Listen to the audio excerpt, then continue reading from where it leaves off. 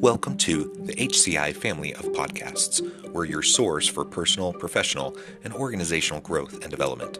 We share our own original research, explore industry trends, and interview executives and thought leaders from across the globe. Join us for practitioner-oriented content around all things leadership, HR, talent management, organizational development, and change management. Maximize your personal and organizational potential with the HCI family of podcasts.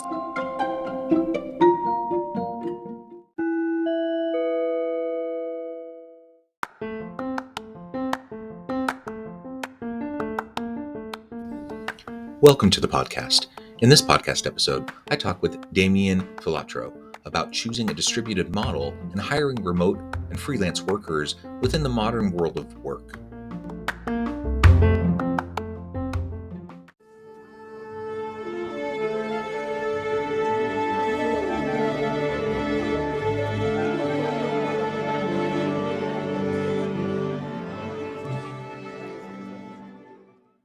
Damien Filiatrault, welcome to the conversation today.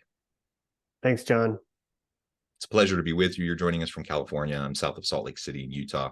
And today we're going to be talking about the recruitment space, specifically really distributed models and hiring remote and freelance workers in the modern world of work and how things are shifting in the age of AI and all of the connected confounding factors really and the transformations that we see occurring because of these disruptive technologies. As we get started, I wanted to share Damien's bio with everybody. Damien Filiatrault is the founder and CEO of Scalable Path, a software staffing agency that matches leading companies and startups with vetted remote software developers. Scalable Path has helped 23.5K freelancers in 177 countries complete 780,000 hours of programming on client projects. Damien is passionate about employment equity and helping companies meet their hiring needs. And I'm sure there's a whole lot more to say there. Anything you would like to highlight by way of your background, personal context, or your company before we dive on in? Just to say that I started the company back in 2010 after spending a stint in India managing a team over there and saw the challenges of the time zone and the culture working with the US. And since then started working a lot with developers in Latin America for our US clients and found that with the time zone and the cultural affinity that worked pretty darn well. Just a little more, insight on some of our focus. So many challenges when you're trying to offshore operations and work with distributed remote teams. And you just briefly highlighted, one of those things that can be challenging, and that is just simply the geographic difference and the time difference and how the collaborations and communication happens when you're in that kind of a setting.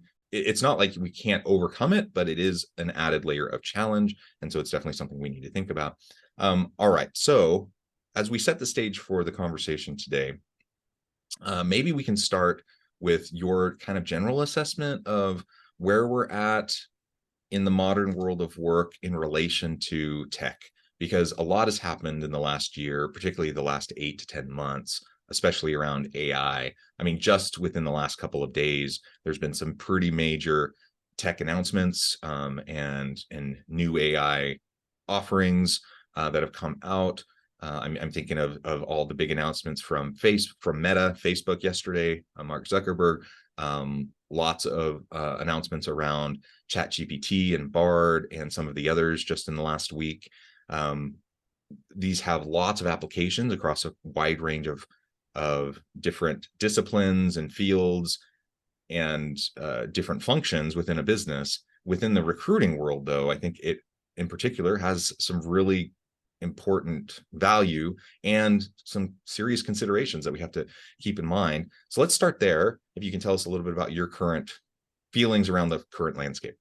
I'll keep it high level at first and say that, you say in the world of tech and recruiting, you could take that two ways. You could talk about technology that recruiters use. Yeah. And you could also talk about technical recruiting, like recruiting technical talent. And we're doing both of those things. I'll start by saying that in the world of software developers, I think we were potentially one of the first industries to embrace remote work Yeah. because it works really well. And maybe we're a bunch of introverts at heart and, programmers, but just coding on your computer and pushing your code to a repository, and it just sort of works. So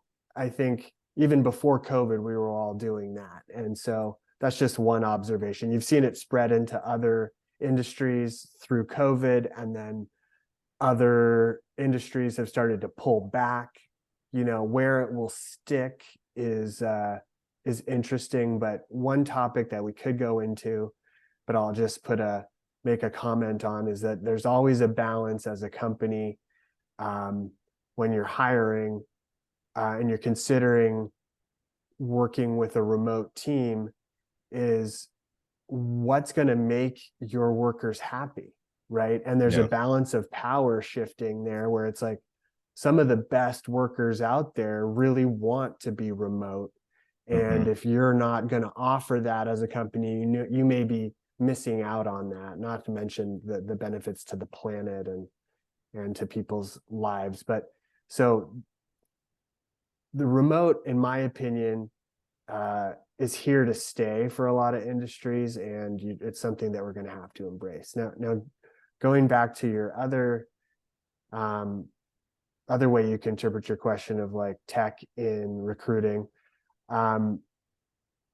there are a lot of people out there who have been using automation in QA. I mean, we've been doing that for a while, and then more recently, AI. AI, I would see as a subset of automation. It's just a more advanced form of automation in hiring. And I think that my personal opinion is there's a lot of good tools out there. You have to be really careful about where you implement it in your process to make sure that you don't degrade the process for either the applicants or your clients, the hiring, the person doing the hiring, whether that's yourself or a client of yours. And I think, in my opinion, a lot of the companies out there are taking it a bit too far on the AI and automation. There's a little bit of like a hype going around where everything's got to be AI, or that the thing you've got to prioritize is saving cost at all cost, right? Or, and I think if you try to offload some crucial steps like interviewing people by AI, I think AI can do it, right? But are the results really good or reliable? I don't think we're there yet. And I think a lot of people are kind of pretending that we are there, and just because it can save them a lot of money or time, or even potentially they can tell a story to VC companies to get funding for their product, and VCs are eating up the AI story. So just how that reflects back to our business, like we'll use automation in parts of our flow, but when it comes down to performing interviews with candidates, we have real humans doing it live on Zoom, just like we're doing right now. And so you know who you're talking to. You can tell whether they're telling, you can't always tell whether someone's telling the truth, but I think it's easier for a human than a piece of software to tell if someone's being real with you. So yeah. Well, can I zoom in a little bit on a couple of those points? Because I think you made some really good points and highlighted some really significant issues.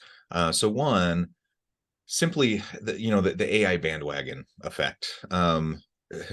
Things have developed so rapidly over the past 8 to 10 months. I mean, AI is not new. It's AI, deep machine learning, and other forms of automation have been around for a really long time. As you know, we've always been trying to figure out how to do things more effectively and more efficiently.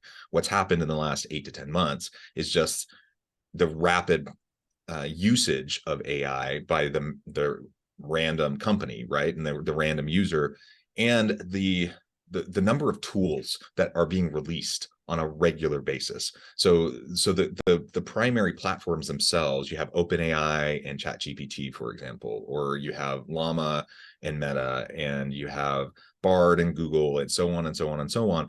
All of these companies keep on rolling out new features at a very rapid pace, and then users or various companies are then spinning out new tools utilizing and based on these AI frameworks, and those tools are coming out constantly. So almost a week doesn't go by that we don't have at least a couple dozen new business application tools that utilize AI in some way, these large language models, which on one hand is really cool, and it's a fun kind of wild west world of like all these potential opportunities. On the other hand, what I see as a very dangerous thing is just not even the ethical concerns of AI and all that. That's a whole other conversation, but just like the practicality of being able to use all of these tools. So I see so many companies, because the siren song of efficiency and productivity and everything, they just keep adopting tool after tool after tool, and there's no possible way you can use all those tools effectively. So you start to get buried by tools, none of which you're fully utilizing, all of which are still kind of building the plane while they're flying it. None of them really quite know what they're doing, and they haven't really proven their use cases yet. And so I'm all for experimentation, but you have to be very careful that you don't, start drowning by just the mass amounts of these tools that are out there, and you're constantly, you could very easily burn out your team with rolling out new things constantly, literally almost every week, if you were on top of all the new releases of AI tools. Another thing that you mentioned, specifically in the recruitment space, is there are very important human touch points in the applicant experience process, right? And so you have to think about the applicant experience and how that feeds into the employee experience. And you want people to have a really great experience. And while there are efficiencies that can come from the usage of any automation, and in this case, we're talking about AI, you need to make sure that you're having those touch points and that you're a real live person who has the intuition and has the various capacities that go beyond an algorithm, that you have a chance to have those interactions with other humans on the other side, for good outcomes for the business, but also for them. Remember, we're in a tight labor market. It's hard to find good people. There's a skills gap in a lot of industries. And when we're talking about any STEM field, including tech and coding and those sorts of things, it's not like we have tons of extra people going around. We have to make sure that we create an inviting environment for people to want to come and work for us. And if we don't have a good user experience, then that the likelihood of that goes down dramatically. And I don't know about you, but I've heard lots of people talk about features, for example, like LinkedIn, and you can apply to jobs on LinkedIn super easy, right? You can have people identify you and reach out to you. I get like bombarded constantly daily with like recruitment emails, spam and stuff like that. But also, if you ever go into like the jobs area of LinkedIn, I mean, they have like quick apply kind of features, and you can go in, and if I wanted to, I could probably spend an hour and apply for like 50 jobs, super fast and easy. The question is, does it do any good? Does anyone actually look at it? Because all of that is just AI algorithm behind the scenes trying to figure stuff out. I 100% agree with that. Absolutely. I mean, you bring up a good point there. Like, all this automation is just automation is a big bucket, right? Yeah. And so, but I want to come back to two things you said. But yes, this thing where, oh yeah, our lives will just get easier because we can automate the application to a position, or automate the parsing of a resume, or the review, or we can send a candidate a link and say, record your own interview with this AI, and then we're going to analyze your answers. And then no, humans aren't doing anything anymore. So then you just, instead of getting 100 or 200 applicants for a job that a human could actually parse, now you've got 1,000, and you actually can't do anything without AI because you're never going to have time to do it anyway. And all you needed to hire was one person anyway.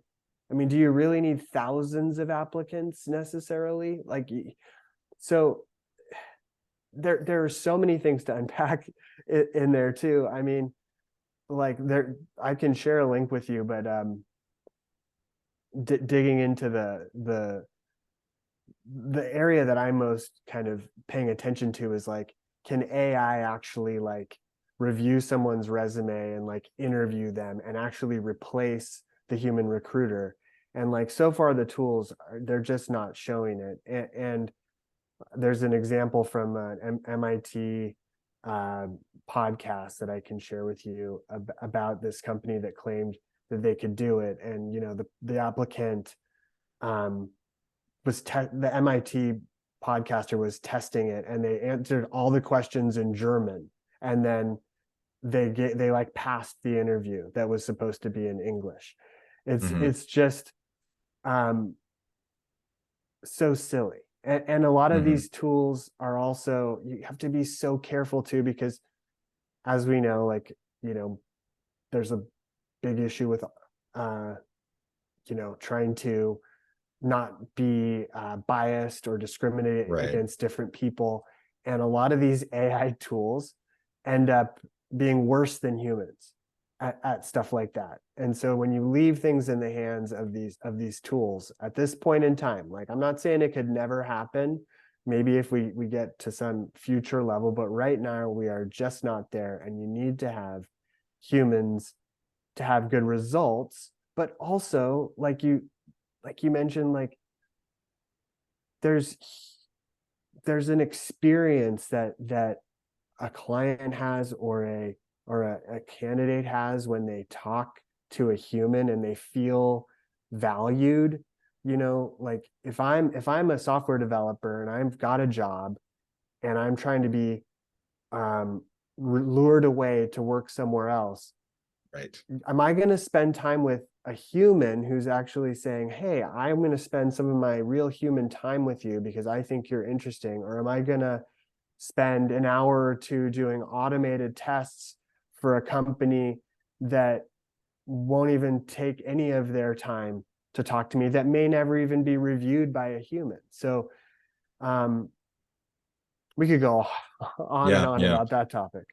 For sure. And just to put one final, you know, really fine point on it, we both mentioned it, but I think it's really important to note, is just, again, reminding us that, yeah, in a few years from now, 5 years, 10 years from now, who knows, the pace of development and the refinement of these tools is mind-boggling. And so who knows how long it'll take to get to the point where perhaps this conversation is a little bit obsolete and maybe the tools are just way more refined and better than they are now. But right now, we're in the wild, wild west of these tools and their capacity. And there are still tons of limitations. So we you know, I'm all for embracing technology and experimenting and, you know, figuring out what the use cases and how they can be useful. I'm all for all of that. And I think we totally should be playing in the space, in the sandbox, and trying to figure out what works.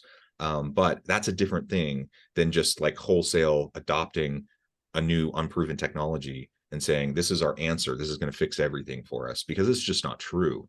And you're going to end up causing all sorts of, you know, unintended consequences that you haven't even conceived of yet, that not just you haven't conceived of yet, but that like society at large hasn't conceived of yet, right? Because it's all so stinking new. So all of that's really, really important. All right. Let's pivot now and just talk for a few more minutes about, you know, again, within this context of AI, automation, both in terms of the tools recruiters use in recruiting, but also how it can be utilized by developers, like you were mentioning. It's kind of a multi-pronged thing, and how we can frame it up.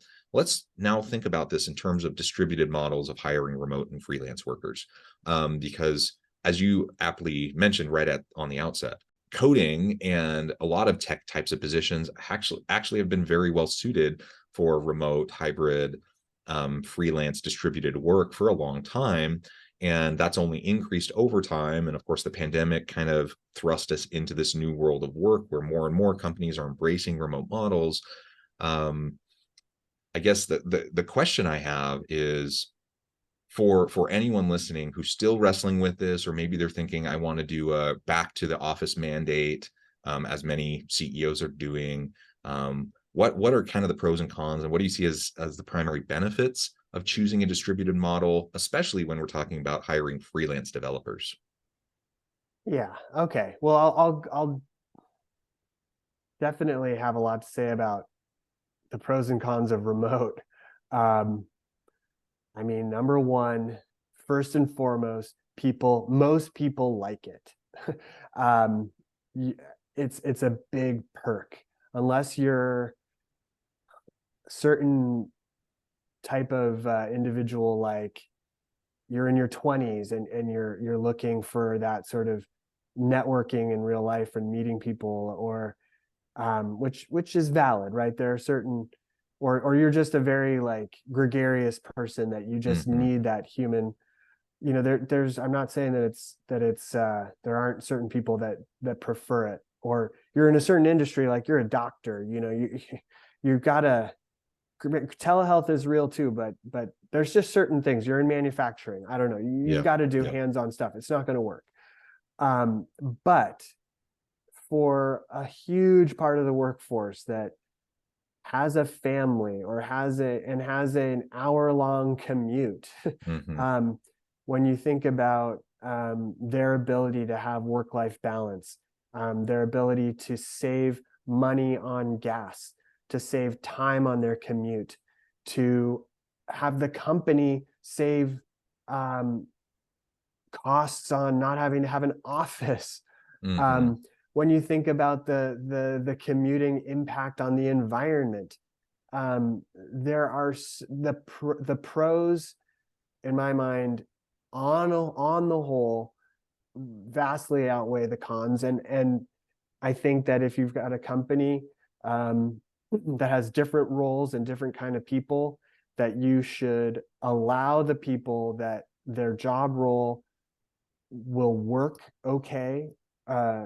They can do their job well and be productive remotely. And if they want to, you should let them, because you're going to be able to potentially even pay people like, if I'm an employee and I'm thinking, all right, well, here's a job where I have to commute an hour every day into the city, and it pays me 150K a year. And here's a job where I get to work remotely with my family, and it pays me 130K a year. I might actually take that 130. So I you would might, every day of the week. right? So like you might be able to just consider that a perk, and you're Yeah. saving money yourself. So I'll just say that at first about, I think it's here to stay for the industries that can support it. Yeah. Big proponent of it. Okay, now within tech, I think that, you guys have, if you're not in tech, some people haven't heard of like agile methodology, or in particular, there's Scrum and Kanban. And I think that the Scrum methodology that has been embraced by software developers, kind of by following some core parts of that, you kind of mitigate some of the problems with being remote, which are like, Mhm. people not feeling connected. Yeah. And so one of the core things of Scrum is that every day if you have a team, and they get together on a daily stand-up call, and you try to do it every day. You don't have to do it every day, but it's on the calendar every day, and you get together, and everyone on the team sort of says like, hey, usually inevitably you get on, and while you're waiting for everybody to join, everyone's, oh, hey, what did you do? What's going on? And people feel like a little water cooler kind of thing going on, and they talk and they connect, and then everybody says, hey, whatever goes around is, well, okay, this is what I did yesterday, this is what I'm going to be working on today, these are the questions I have, and it spurs conversation and connection. And that sort of, not all software teams follow that, but we try to make Mhm. teams follow that. And I think it goes a long way when you follow that methodology. You don't just let people go remote and don't kind of add any sort of structure that forces them to come together and collaborate. Yeah, I completely agree. I think finding ways to embed touch points with remote or hybrid workers, you can build in mechanisms. It doesn't happen as organically as it might in a physical office space, but it doesn't mean it can't happen. You just have to, whether it's a scrum or there's a variety of things you can do to just make sure that you have mechanisms for people to be touching base and interacting with each other and feeling a sense of belonging and community and collaboration and all those things, which are usually the things people are highlighting when they say, oh, you got to get back to the office. Well, Damien, I note the time. I'm going to have to let you go here in just a minute. But before we wrap things up for today, I just wanted to give you a chance to share with the audience how they can connect with you and find out more about your work, and then give us a final word on the topic for today. Well, they can connect with me by going to scalablepath.com and either filling out the contact form, or if you're looking to hire a software developer or designer or any sort of person to help you build a digital product, you can click our Hire Now button and tell us about what you're looking to do. And the final word, I guess, yeah, it's an interesting time with AI and remote work, but I would say that what's coming out through all of this is the importance of human connections through all of it. I think that's a common thread through everything we said, and I definitely believe that. And if you stick to that, you'll be all right. Yeah, well said, Damien. Thank you so much. It's been a real pleasure. I encourage the audience to reach out, get connected, find out more about what Damien and his team can do for you. And as always, I hope everyone can stay healthy and safe, that you can find meaning and purpose at work each and every day. And I hope you all have a great week.